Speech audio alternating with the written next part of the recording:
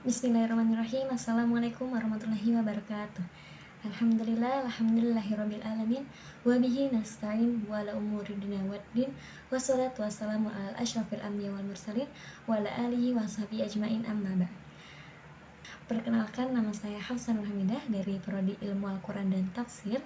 Saya ingin memenuhi tugas akhir semester pada mata kuliah Tafsir Tahlili yang diampu oleh dosen pengampu Dr. Muharij Sirki MAG. Saya di sini akan membawakan tafsir tahlili mengenai Quran surat Al-Qiyamah dari ayat 1 sampai 15. Sebelumnya saya ingin membacakan terlebih dahulu ayat Quran surat Al-Qiyamah ayat 1 sampai 15. A'udzu billahi minasyaitonir rajim. Bismillahirrahmanirrahim. La uqsimu biyaumil qiyamah wa la uqsimu bin nafsil lawwamah. Ayahsabul insanu allan najma'a idhamah. Bala qadirina ala an nusawwiya bananah. Bal yuridul insanu liyafjura amamah. Yas'alu ayyana yaumul qiyamah. Fa idza bariqal basar wa khasafal qamar wa jumi'asy syamsu wal qamar. Yaqulul insanu yawma idzin ainal mafar. Kalla la wazar ila rabbika yawma idzinil mustaqar. Yunabba'ul insanu yawma idzin bima qaddama wa akhar.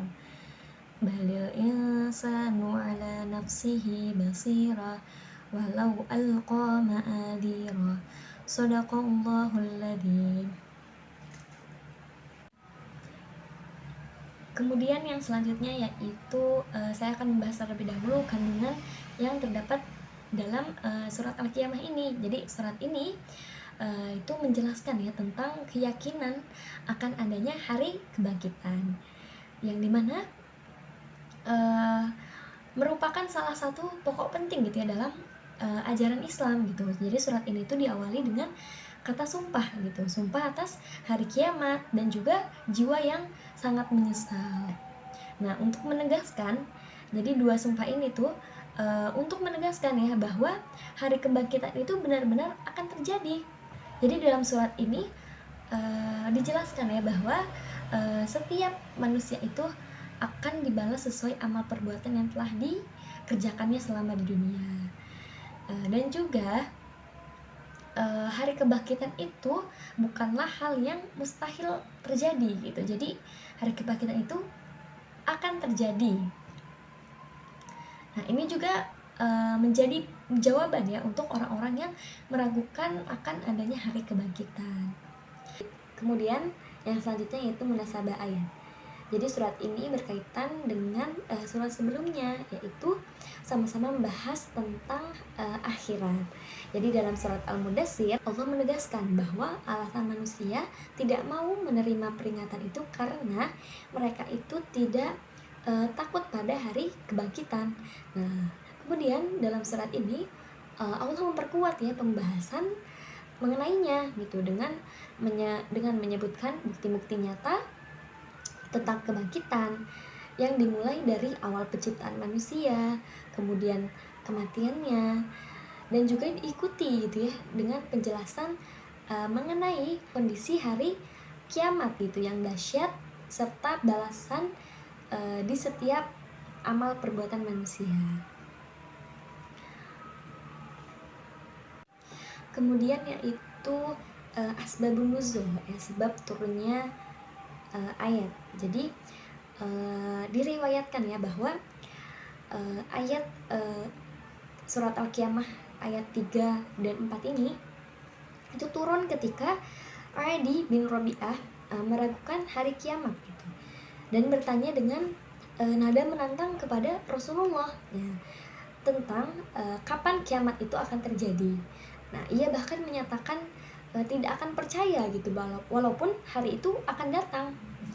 Ia pun mempertanyakan gitu ya, apakah mungkin tulang belulang yang telah hancur itu bisa dikumpulkan kembali gitu. Pernyataan ini juga menunjukkan penolakan terhadap konsep kebangkitan setelah kematian gitu. Dan juga ada riwayat lain yang menyebutkan bahwa Abu Jahal berkata hal yang serupa gitu, mengejek bahwa tulang belulang yang rusak bisa dihidupkan kembali gitu. Jadi Abu Jahal ini meremehkan juga ya bahwa mengenai tulang belulang yang sudah rusak itu dapat disatukan kembali, dapat dihidupkan kembali. Nah, jadi bahkan menurut sebagian ahli tafsir pun ayat ini tuh juga berkaitan dengan Akhnas bin Shuraik yang bersama dengan Adi, dikenal sebagai orang yang menolak keras ajaran Rasulullah. Nah, karena itu Rasulullah SAW pun berdoa gitu ya kepada Allah, ya Allah lindungilah aku dari dua pelaku kejahatan, yaitu Adi bin Rabi'ah dan juga Akhnas bin Shuraik. Nah, menurut sebagian ulama fikih, orang yang dimaksud dalam ayat ini mencakup semua orang yang mengingkari hari kebangkitan gitu ya, bukan hanya mereka yang disebutkan secara khusus gitu. Nah, ayat ini juga menjadi teguran ya bagi mereka yang meragukan kekuasaan Allah dalam membangkitkan manusia di hari kiamat. Kemudian masuk pada uraian tafsir. Bismillah. La uqsimu biyaumil qiyamah wa la uqsimu bin nafsil lawwamah. Jadi dalam surat Al-Qiyamah ayat 1 dan 2 Allah membuka ya dengan sumpah yang kuat mengenai hari kiamat dan juga jiwa yang mencela dirinya sendiri atau nafsi lawwamah. Nah, sumpah ini menjadi penegasan ya atas kebenaran bahwa kebangkitan manusia setelah mati, atas kebenaran kebangkitan manusia setelah kematian. Sekaligus juga bantahan terhadap anggapan sebagian manusia yang meragukan datangnya hari akhir atau hari kiamat. Dan kata lain yang di awal ayat itu dipahami ya oleh banyak ulama bukan sebagai bentuk penolakan biasa gitu, melainkan sebagai bentuk penegasan terhadap apa yang akan disebutkan gitu. Ini menunjukkan bahwa keyakinan akan hari kiamat adalah perkara penting gitu ya, yang tidak boleh diragukan. Dan Allah juga bersumpah ya dengan jiwa lawamah, yaitu jiwa yang penuh kesadaran gitu, kesadaran yang mana dapat menyesali. Jadi yaitu jiwa yang penuh kesadaran yang mana yang menyesali kesalahan dan juga terus mengevaluasi diri. Nah, jiwa ini berada di antara dua kondisi, yang dimana jiwa yang cenderung kepada keburukan atau nafsil amarah dan juga jiwa yang tenang, yaitu nafsil mutmainnah. Nah, nafsil lawamah ini menjadi simbol gitu ya, simbol penting dari dalam diri manusia gitu. Jadi suara hati nurani gitu yang mampu menuntun pada kebaikan bila diikuti dengan kesadaran dan pertobatan yang tulus. Nah, kemudian penyesalan yang muncul dari jiwa ini juga bisa menjadi penyelamat gitu ya jika diiringi dengan perbaikan diri. Nah, namun juga bisa pula membawa kepada bencana juga ya jika hanya menyesali kebaikannya saja gitu yang telah dilakukan, atau jika penyesalan itu tidak disertai dengan perubahan. Nah, kemudian ayat selanjutnya yaitu ayat ketiga, ayahsabul insanu 'alan najma'i idhamah. Jadi ayat ini itu menegaskan ya bahwa hari kiamat itu adalah suatu kepastian yang tak dapat dibantah ya, tidak dapat disangkal gitu. Nah, namun kenyataannya itu masih ada ya manusia yang meragukan hari kebangkitan setelah kematian. Nah, mereka ini mempertanyakan bagaimana mungkin gitu ya tulang belulang yang telah hancur dan bercampur dengan tanah itu dapat dikumpulkan kembali. Nah, menanggapi keraguan ini, Allah menegaskan ya bahwa dia tidak hanya mampu mengumpulkan tulang belulang saja gitu, tetapi juga dapat menyusun kembali bagian tubuh yang paling kecil dan rumit gitu. Seperti apa? Seperti jari jemari manusia. Jadi penekanan pada jari jemari menjadi simbol kekuasaan Allah gitu ya, yang sempurna. Jadi karena kita tahu ya, sidik jari itu adalah bagian yang unik. Di setiap manusia itu pasti berbeda ya sidik jari itu. Dan ini tuh merupakan ciptaan Allah yang sangat unik dan rinci gitu. Nah, melalui ayat ini Allah tuh menunjukkan ya bahwa kebangkitan itu bukanlah hal yang mustahil baginya. Kemudian ayat selanjutnya, bala qadirina ala an nusawwiya banana.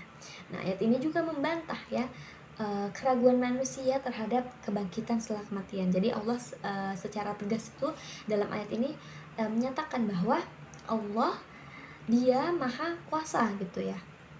Menyatakan bahwa dia maha kuasa gitu untuk mengumpulkan kembali tulang belulang yang telah hancur gitu, dan bahkan mampu menyusun ulang bagian tubuh manusia yang paling kecil dan paling rumit gitu, seperti jari jemari. Nah, penyebutan jari jemari itu juga secara khusus bukan tanpa makna ya, namun untuk menunjukkan kesempurnaan ciptaan Allah gitu, karena jari adalah bagian tubuh yang paling akhir diciptakan dan memiliki detail yang sangat rumit. Nah, jika sekecil jari jemari saja gitu ya dapat dikembalikan secara sempurna, maka tentu saja mengembalikan tulang belulang pun yang lebih besar gitu ya, lebih besar ukurannya gitu, jauh lebih mudah gitu ya bagi Allah gitu. Melalui ayat ini juga Allah menegaskan ya bahwa kebangkitan manusia itu adalah sebuah kepastian yang sepenuhnya berada dalam kekuasaannya. Kemudian ayat selanjutnya, bal yuridul insan liyafjur amamah. Jadi pengingkaran manusia terhadap hari kebangkitan itu sejatinya bukan hanya disebabkan oleh keraguan logis saja, tetapi juga dipicu oleh dorongan hawa nafsu gitu ya. Bahwa banyak manusia yang menunda-nunda taubat, kemudian terus-menerus tenggelam dalam dosa karena mereka tuh berharap gitu ya, berharap bisa menikmati kelezatan dunia tanpa gangguan rasa takut akan hisab dan balasan akhirat gitu. Nah, mereka ini sering menganggap mustahil bahwa tubuh yang telah hancur itu dapat dibangkitkan kembali. Namun sebenarnya keraguan itu tuh hanyalah dalih untuk menutupi keinginan mereka untuk berbuat dosa gitu ya, tanpa memikirkan konsekuensinya. Nah, penolakan tersebut itu bukan muncul karena tidak tahuan terhadap kebenaran ya, melainkan karena pilihan mereka gitu untuk menolak petunjuk Allah. Nah, dalam Al-Quran juga Allah menegaskan ya bahwa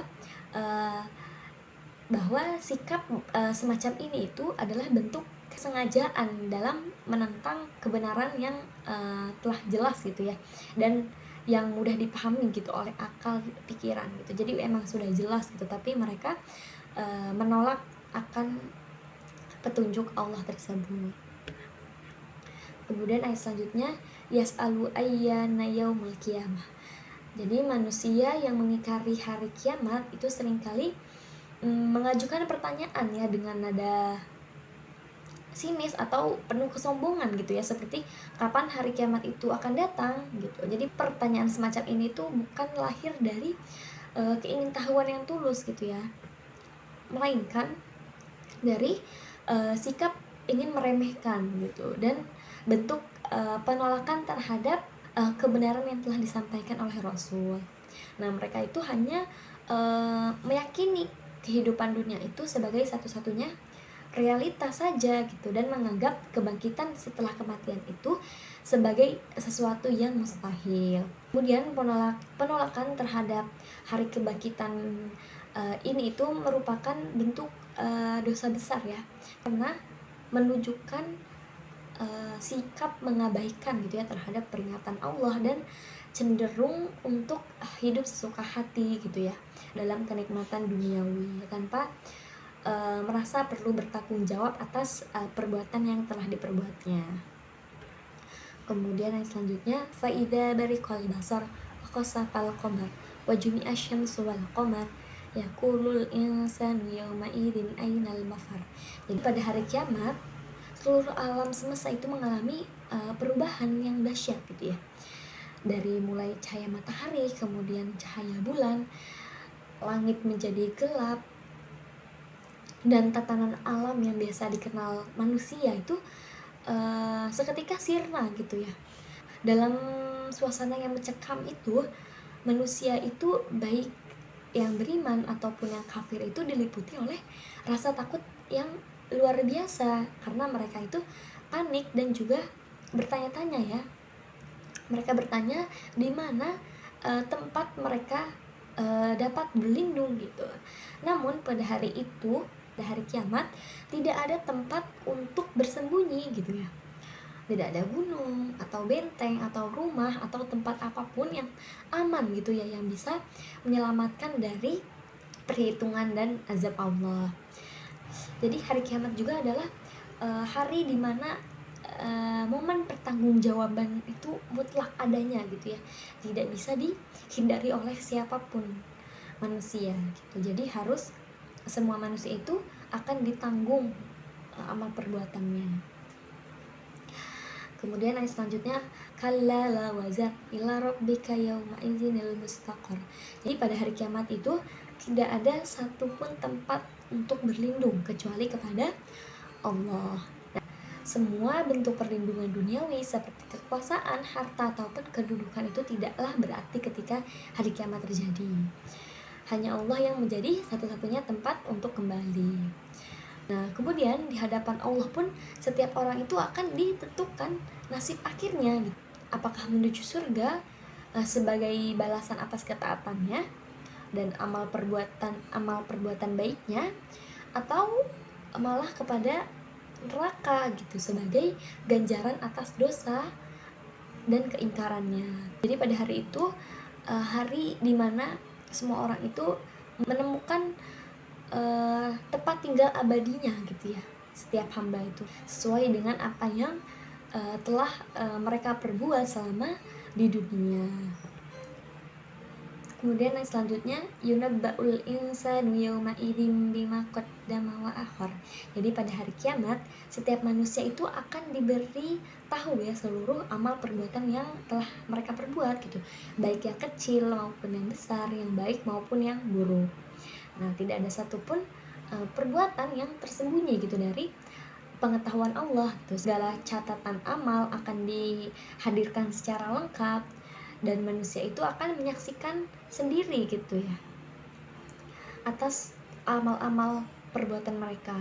Nah, di hari itu juga tidak ada kezaliman sedikit pun ya yang terjadi gitu, karena Allah mengadili dengan keadilan yang seadil-adilnya gitu, keadilan yang sempurna gitu. Jadi setiap orang itu akan mendapatkan balasan yang setimpal dengan apa yang telah mereka perbuat selama di dunia. Kemudian ayat selanjutnya, balil insanu ala nafsihi basira walau alqa ma'adirah. Jadi pada hari kiamat manusia itu akan menjadi saksi atas dirinya sendiri gitu ya. Meskipun ia mencoba untuk mengingkari atau membela diri, namun semua anggota badan tuh akan bersaksi gitu ya, seperti tangan, kaki, mata gitu ya, akan bersaksi atas apa yang telah dilakukan selama di dunia. Jadi segala bentuk pembelaan dan alasan itu tidak akan diterima gitu ya, karena bukti amal perbuatan itu sudah terbuka secara jelas gitu pada hari kiamat. Jadi Allah juga menegaskan bahwa setiap manusia itu sudah cukup menjadi saksi atas penghitung atas dirinya sendiri gitu. Tanpa bisa berdalih sedikit pun gitu ya dari kebenaran yang dihadapkan kepadanya. Kemudian masuk pada kontekstualisasi ayat, yaitu yang pertama mengenai kebangkitan setelah kematian. Jadi Allah menegaskan bahwa Dia mampu membangkitkan manusia bahkan hingga menyusun kembali jaring jemari gitu ya, bagian tubuh yang paling kecil dan rumit gitu ya. Dan dalam konteks masa kini juga hal ini tuh dapat dipahami ya melalui kemajuan ilmu forensik dan teknologi DNA. Jadi dengan teknologi keduanya itu identitas seseorang itu akan dapat dikenali gitu ya hanya dari bagian tubuh yang sangat kecil seperti sidik jari atau potongan tulang. Nah, ini tuh membuktikan juga bahwa menyusun tubuh manusia itu tuh bukan hal yang mustahil gitu ya secara ilmiahnya gitu ya. Jadi apalagi bagi Allah gitu ya yang maha kuasa. Nah, jadi keyakinan terhadap kebangkitan pun menjadi semakin logis gitu ya, semakin logis dan nyata gitu. Kemudian kedahsyatan hari kiamat. Nah, jadi hari kiamat itu digambarkan sebagai hari yang sangat mengerikan gitu ya, dimana manusia panik dan bertanya-tanya gitu kemana mereka harus pergi gitu, harus lari gitu ya. Namun tidak ada tempat berlindung dari keputusan Allah gitu ya pada hari kiamat ini gitu ya. Nah, pada konteks sekarang ini bisa kita pahami gitu ya dalam konteks bencana alam yang besar gitu, seperti gempa bumi, kemudian gunung meletus, tsunami gitu ya. Jadi saat kejadian yang terjadi ini, manusia itu merasa kecil gitu ya, tidak berdaya dan sadar gitu ya bahwa teknologi yang canggih gitu ya, secanggih apapun teknologi itu tidak akan mampu untuk menghalangi kekuatan alam. Nah, ini menjadi gambaran kecil dari kedahsyatan hari kiamat dan sekaligus juga sebagai bentuk peringatan atas keterbatasan manusia. Kemudian pengungkapan amal perbuatan. Jadi pada hari itu, pada hari kiamat itu, semua amal manusia itu akan ditampakkan ya. Manusia pun menjadi saksi atas dirinya sendiri gitu ya. Ini juga sangat relevan ya dengan era digital sekarang gitu ya, dimana hampir semua aktivitas manusia itu terekam gitu ya, dari media sosial, histori pencarian, transaksi online gitu ya, hingga percakapan pribadi seperti chat WA, chat Instagram dan lain-lainnya. Semua itu tuh tercatat gitu ya, terakses gitu. Nah, ini tuh mencerminkan ya bagaimana tidak ada perbuatan yang benar-benar tersembunyi, persis seperti kelak di akhirat nanti gitu ya, ketika semua amal perbuatan itu dibuka dan tidak bisa disangkal atau dibantah lagi.